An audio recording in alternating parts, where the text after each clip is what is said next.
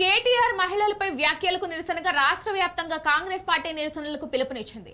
ఈ మేరకు దిల్సుఖ్ నగర్ చౌరస్తాలో రాష్ట్ర road development corporation chairman Malreddy Rama Reddy ఆధ్వర్యంలో కాంగ్రెస్ శ్రేణులు నిరసన తెలిపారు. కేటీఆర్ దిష్టిబొమ్మను దహనం చేశారు.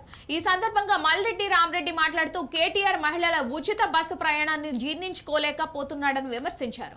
మహిళలపై అనుచిత వ్యాఖ్యలు చేసిన కేటీఆర్ వెంటనే క్షమాపణలు చెప్పాలని రామరెడ్డి డిమాండ్ చేశారు. రంగారెడ్డి జిల్లా మహిళా మాజీ అధ్యక్షురాలు సుజాతారెడ్డి మాట్లాడుతూ తెలంగాణ మహిళలను రోడ్లపై తీసుకొచ్చి డాన్సులు చేయించిన చరిత్ర బీఆర్ఎస్ పార్టీదని ఎద్దేవా చేశారు.